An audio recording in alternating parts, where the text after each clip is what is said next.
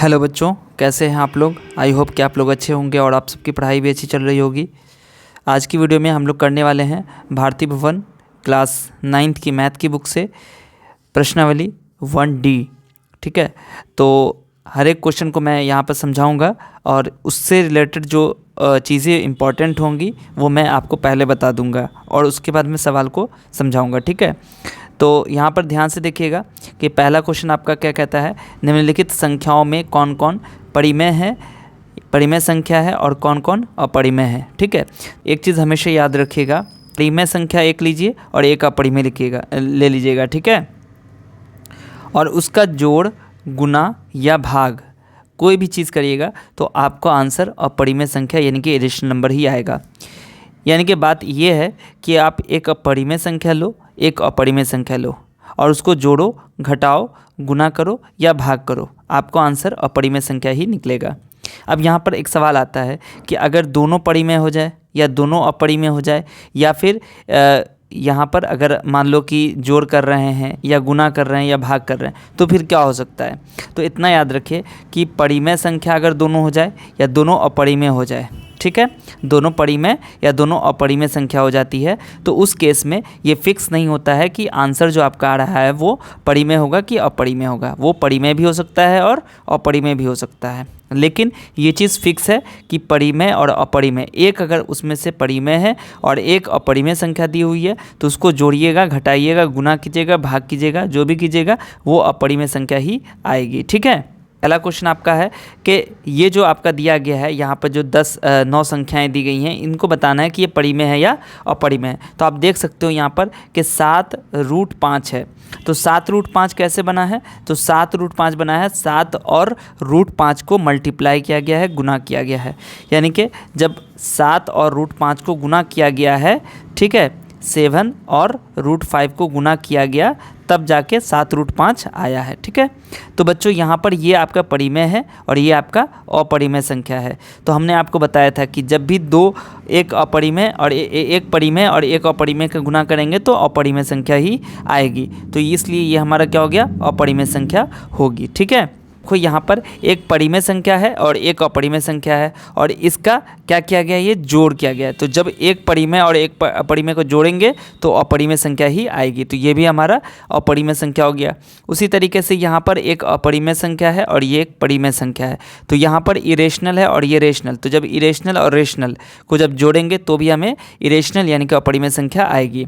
ठीक है, उसका यहाँ देखो पाई क्या है, पाई एक अपरिमेय संख्या, ये एक परिमेय संख्या नहीं बल्कि अपरिमेय संख्या होती है। ठीक है, तो पाई -2, तो यहाँ पर एक इरेशनल नंबर हो गया, एक अपरिमेय संख्या हो गई और ये जो -2 है ये भी हमारी क्या हो गई, परिमेय संख्या हो गई। ठीक है, तो एक अपरिमेय और परिमेय का यहाँ पर क्या है, जोड़ है। ठीक है, आप कहेंगे सर यहाँ तो माइनस दिया हुआ है, हाँ बिल्कुल माइनस दिया हुआ है, बट हम इसको लिख सकते हैं ऐसे, पाई प्लस -2 हम ऐसे लिख सकते हैं। तो यहाँ पर ये अपरिमेय है और ये परिमेय है, तो इसके अकॉर्डिंग ये जो मैंने आपको बताया है उसके अकॉर्डिंग अपरिमेय आपका ये होगा। ठीक है, पाई -2 क्या हो जाएगा, एक अपरिमेय संख्या होगी। ठीक है, वैसे मैंने तो आपको बता ही दिया कि जोड़िएगा, घटाइएगा, गुना कीजिएगा, जो भी कीजिएगा, अगर एक परिमेय और एक अपरिमेय होगी तो वो आंसर उसका अपरिमेय होगा। ठीक है, अब यहाँ पर 7/√5 है, एक परिमेय संख्या है, उसको भाग लगाया जा रहा है एक अपरिमेय संख्या से, तो ये भी अपरिमेय संख्या होगी। यहाँ देखो 2 परिमेय संख्या है और पाई अपरिमेय संख्या है,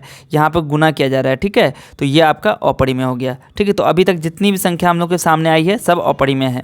अब ये देखो 7वां 3 + √23 और यहाँ पर दिया हुआ है -√23। तो बच्चों यहाँ पर क्या हो जाएगा, देखो इसको हम लोग को चेक करना पड़ेगा कि एक भाई इसमें क्या है √23, 3 + √23 ये भी अपरिमेय हो गई। ठीक है, और उसके बाद माइनस करके √23 यानी कि ये भी अपरिमेय हो गई। तो मैंने क्या बताया था कि जब दोनों अपरिमेय हो जाएगा तो फिर वहाँ पर चांस बनता है परिमेय भी हो सकता है और अपरिमेय संख्या भी आ सकती है। ठीक है, तो इसे हमें चेक करना पड़ेगा।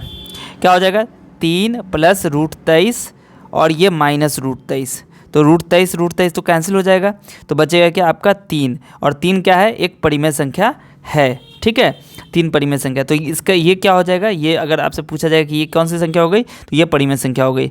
3√8/√2, देखो यहाँ भी अपरिमेय है, ये तो अपरिमेय संख्या हो गई, क्योंकि एक परिमेय और एक अपरिमेय से गुना हो रहा है, तो ये अपरिमेय हो गया और नीचे भी अपरिमेय हो गया। तो जब दोनों अपरिमेय हो गया तो फिर हमें चेक करना पड़ेगा, ठीक है। तो यहाँ पर हम क्या करेंगे कि √3 √8 बाई √2, ठीक है। तो इसको कैसे लिखेंगे, 3 √8 को हम लिख सकते हैं √4 इंटू √2, और नीचे में भी √2 हो गया, तो ये दोनों तो कैंसिल हो गया, तो बचेगा √3 √4 का मतलब 2, तो 3 गुने 2 यानी कि 6 आ गया, और 6 क्या है आपका एक परिमेय संख्या है, ठीक है। तो ये भी आपका परिमेय हो गया। √2 माइनस √2, देखो दोनों अपरिमेय संख्या हो गई, तो जब अपरिमेय संख्या है तो ये परिमेय भी हो सकता है इसका आंसर, यानी कि जो बराबर करके आएगा वो परिमेय भी हो सकता है और अपरिमेय भी हो सकता है। तो √2 में से √2 माइनस करेंगे क्या हो जाएगा, 0, है ना। तो 0 हो गया, तो 0 क्या है, एक परिमेय संख्या। तो ये आपका जो 9th में आप लिखेगा परिमेय संख्या। उसके बाद यहाँ पे कहता है निम्नलिखित कथनों में सत्य और असत्य कथनों को पहचान करें, ठीक है। दो अपरिमेय संख्याओं का योग हम अवश्य ही अपरिमेय संख्या होगी। देखो मैंने अभी आपको बताया था कि जब ये दोनों अपरिमेय संख्या हो जाएगी तो चांस परिमेय का भी बनता है और अपरिमेय भी, दोनों हो सकता है। ये आपको चेक करना पड़ेगा कि वो क्या है, परिमेय भी आ सकता है आंसर और अपरिमेय भी हो सकता है। बट यहाँ कहता है दो अपरिमेय संख्याओं का योग अवश्य ही परिमेय अपरिमेय संख्या होगी, नहीं ये गलत है, ये असत्य हो जाएगा। तो यहाँ पर ए का लिख लीजिएगा असत्य, ठीक है।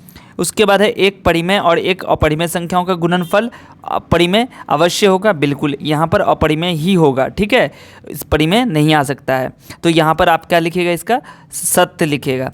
सभी परिमेय संख्याओं की व्युत्क्रम संख्याएं प्राप्त होती हैं, जितनी परिमेय संख्या हैं सबका उल्टा प्राप्त होता है। सिर्फ एक जीरो जो है ना आपका, उसका क्या हो जाएगा, 0 का उल्टा क्या हो जाएगा, 1/0। तो यहाँ पर क्या हो जाएगा, असत्य हो जाएगा, ठीक है। सभी परिमेय संख्याओं की व्युत्क्रम संख्याएं प्राप्त नहीं होती हैं। उसके बाद है √9/144 एक परिमेय संख्या है। तो अब चलो इसको चेक करते हैं। देखो यहाँ पर क्या है, √9/144 है, ठीक है। तो क्या बन जाएगा, इसको हम लिख सकते हैं √9 बटा √144। तो √9 का मतलब तो हो गया 3 और √144 का मतलब हो गया 12, 3/12, ये क्या हो गई, एक परिमेय संख्या हो गई, ठीक है। तो हम कहेंगे कि बिल्कुल ये सत्य है। वितरण नियम x × y + z बराबर क्या हो जाएगा, xy + xz, मतलब x को y से और x को z से। तो ये वितरण नियम है। क्या अपरिमेय संख्याओं के समुच्चय में लागू है, बिल्कुल ये अपरिमेय संख्याओं के समुच्चय में लागू होगा। परिमेय संख्या, ये लाइन बहुत इंपॉर्टेंट है, इसी का आंसर यहाँ पर देखिए दिया हुआ है कि परिमेय संख्याओं के योग के लिए जो बीजीय नियम सत्य हैं वे सभी वास्तविक संख्याओं के लिए भी सत्य होंगे, ठीक है। इसका मतलब हुआ कि अगर ये चीज़ हमारे पास है और ये नियम दिया गया है, ये आपको पता है ना वितरण नियम, तो अगर हम अपरिमेय संख्या रखेंगे तो क्या ये सिद्ध होगा, ये दोनों, तो बिल्कुल ये बराबर आएगा, ठीक है। उसका देखो √3 की व्युत्क्रम संख्याएं कौन सी हैं, तो √3 का देखो √3/1 लिख सकते हैं हम इसको, √3/1, तो इसके उल्टा हो जाएगा 1/√3। और 3/2 का योज्य प्रतिलोम क्या होता है, तो देखो व्युत्क्रम संख्याएं होती हैं कि जिसको गुना करें, जैसे 2, मैंने आपको बताया था क्लास 8 में ही कि 2 का व्युत्क्रम क्या होगा, 1/2, यानी कि इसका जब इस व्युत्क्रम से जब गुना करेंगे तो 1 आना चाहिए। और योज्य प्रतिलोम क्या होता है, तो जैसे 4 है तो इसका योज्य प्रतिलोम क्या हो जाएगा, -4, ठीक है, -4 है तो इसका योज्य प्रतिलोम 4 हो जाएगा। तो उसी तरीके से यहाँ पर देखो इसका क्या हो जाएगा 1/√3 और इसका क्या हो जाएगा 3/2 का ये हो जाएगा -2√2/3, ये आपका हो जाएगा योज्य प्रतिलोम। उसके बाद चलते हैं बच्चे, ये चौथा क्वेश्चन करते हैं। और यहाँ पर क्वेश्चन आपका है कि ये एक अपरिमेय संख्या दी गई है और ये एक अपरिमेय संख्या दी गई, ठीक है, और कह रहा है कि इसको जोड़िए, ठीक है। तो हम क्या करेंगे, यहाँ पर 2√2 + 5√3 इसको लिख देंगे, फिर प्लस करेंगे और √2 - 3√3, आप चाहो तो इसको ब्रैकेट में लिख सकते हो, ठीक है, कोई इसमें हर्ज नहीं है, आप इसको लिख लो ऐसे। जब आप माइनस करने के लिए रहे घटाओ तो ये बहुत ज़्यादा यूज़फुल होगा, इसलिए आप इसको ऐसे ही लिखिएगा। उसके बाद आपको लिखना है एक स्टेप और, 2√2 + 5√3, और ये ब्रैकेट रहेगा तो +√2 होगा और ये -3√3 होगा, यानी कि जब प्लस रहेगा ना तो ब्रैकेट हटने से इसके साइन पर, इसके चिन्ह पर कोई असर नहीं पड़ेगा, ठीक है, जिसका जो साइन रहेगा वही आपको लिखना है।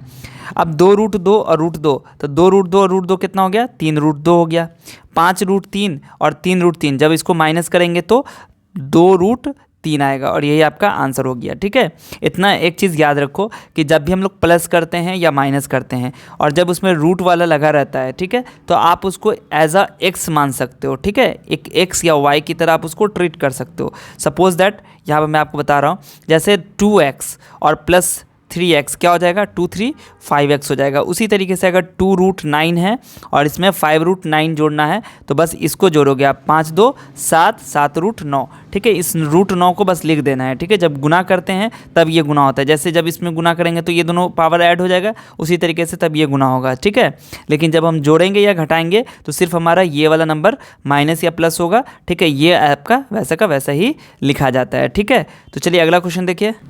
अगला क्वेश्चन आपका है कि 7 + √5 और इसमें से आपको घटाना है, किसको घटाना है, 4 - √5 को घटाना है। तो यहाँ पर क्या करना है आपको, बस जैसे ही ये आपका ब्रैकेट हटेगा तो क्या हो जाएगा, ये माइनस की वजह से इन सब का साइन चेंज हो जाएगा, क्योंकि इसके पीछे प्लस है ना, तो प्लस और माइनस मिलके माइनस बन जाएगा, -4। ये माइनस और ये माइनस मिलके प्लस बन जाएगा, +√5। अब देखो ये क्या हो जाएगा, 7 में से 4 गया तो 3 बचेगा और √5 आपका कितना हो गया, 2√5। यानी कि देखो इसके पीछे 1 लगा हुआ है, कुछ नहीं मतलब 1 लगा हुआ है, इसके पीछे भी 1 लगा हुआ है, 1 1 2 और √5 हमने लिख दिया। तो ये आपका क्या हो जाएगा, 3 + 2√5, यही आपका आंसर हो गया। तीसरा क्वेश्चन आपका क्या हो जाएगा, देखो तीसरा क्वेश्चन इसमें यही है कि √8 में से आपको 6 और √1/2 घटाना है। ठीक है, ये घटाना है आपको। तो यहाँ पर बच्चों क्या करना होगा, देखो इस रूट को हमें चेंज करना होगा। तो रूट को हम कैसे लिख, ये जो √8 है इसको हम कैसे लिख सकते हैं, √2 लिख सकते हैं।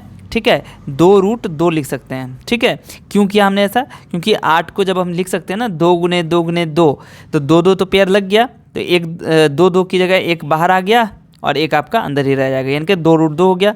माइनस इसको हम लिख सकते हैं √1, ऊपर में लिख देंगे √1 और नीचे में √2, तो √1 तो 1 ही हो जाएगा और ये √2 हो जाएगा। अब इसको क्या करोगे, घटाओगे कैसे, तो √2 और √2, यानी कि इसके नीचे क्या 1 छिपा हुआ है। ठीक है, तो जो काम आप करते हैं वो बट्टे पर का जोड़ जब बनाते हैं या घटाव बनाते हैं तो 1 और √2 का एलसीएम लेंगे, √2 हो जाएगा, और 1 में जब भाग लगाएंगे √2 से, √2 में जब 1 से भाग लगेगा तो √2 आएगा, और उस √2 को जब इससे गुना करेंगे तो आपका आंसर आ जाएगा 2 दूनी 4। ठीक है, इसलिए आप इतना प्रोसेस नहीं करके डायरेक्ट क्या करें, इस वाले नंबर को और इसको गुना कर दीजिए, √2 और √2 गुना होकर 2 हो जाएगा और 2 से गुना करेंगे तो 4 हो जाएगा, माइनस √2 को एक जब भाग लेंगे तो √2 1 आ जाएगा और 1 को जब 6 से गुना करेंगे तो 6 आ जाएगा, यानी कि -2/√2। ठीक है ना। अब जब इसको आपने देखिए ये 2 आ गया, ये 2 कैसे बना होगा, √2 को √2 से गुना करके, तो जब आप √2 से भाग लगाओगे तो √2 आ जाएगा। ठीक है, यानी कि √2 × √2 बराबर 2 होगा। ठीक है, √2 × √2 कितना हो जाएगा, 2। तो यहाँ पर जब 2 में भाग लगाएगा √2 से तो आंसर √2 आया। ठीक है, तो ये आपका हो जाएगा √2 और ये माइनस में, बच्चों माइनस अंदर में मत रखिएगा, माइनस हमेशा रूट के बाहर लिखा कीजिए। ठीक, चौथा क्वेश्चन आपका है 6√5 को 2√5 से गुना करें। तो यहाँ पर क्या करना है, गुना करना है, यानी कि 6√5 गुने 2√5। मैंने आपको बताया था कि जब प्लस होगा या माइनस होगा तो इसका कोई काम नहीं है। ठीक है, आपको बस इस दोनों को जोड़ना या घटाना होता है, लेकिन जब मल्टीप्लाई यानी कि इनटू का साइन हो जाए, गुना का चिन्ह हो जाए, तो हमें इससे फिर मतलब हो जाता है। √5 और √5 को जब गुना करेंगे तो कितना होगा, 5 हो जाएगा। ठीक है, तो 6 दूनी 12 और √5 गुना के 5 आ गया, यानी कि 12 पंचे 60, ये आपका आंसर हो गया। उस 8√15 को 2√3 से भाग देना है, यानी कि 8√15/2√3। तो देखो 2 चौका 8 कट जाएगा और √3 और √15, तो √3 को √5 से गुना करेंगे तो √15 आ जाएगा, यानी कि आपका आंसर आ जाएगा 4√5। ये समझ में आया। क्या है यहाँ पर, √15, तो √15 को हम लिख सकते हैं √5 गुने 3, तो ये हो जाएगा √5 गुने √3, और नीचे में क्या था आपका, √3 था, तो √3 से √3 कैंसिल हो गया, क्या बचेगा, √5। तो इसलिए मैंने √3 से जब √15 में भाग लगाया तो √5 इसका आ गया। ठीक है, तो फिर √5 और 4 गुना होकर 4√5, ये आपका आंसर हो गया। ठीक है, ये मैंने आपको समझाया है। ठीक है। ये आपका आंसर हो गया। तो बच्चों 5 तक तो हो गया। अब इसमें जो 4 तक आपका बन गया है। अब आपका जो क्वेश्चन बचता है 5वां, इसको हम अगली वीडियो में करेंगे, ठीक है। और उसके बाद जो हमारा आगे का जो क्वेश्चन होगा उसको हम लोग करेंगे, ठीक है। तो वीडियो आपको कैसी लगी है आप ज़रूर कमेंट में बताइएगा। और अगर आपको कोई और सब्जेक्ट से रिलेटेड वीडियो चाहिए तो आप मुझे बता सकते हैं, बट 1-2 बच्चे के कहने से नहीं वीडियो बन जाएगी।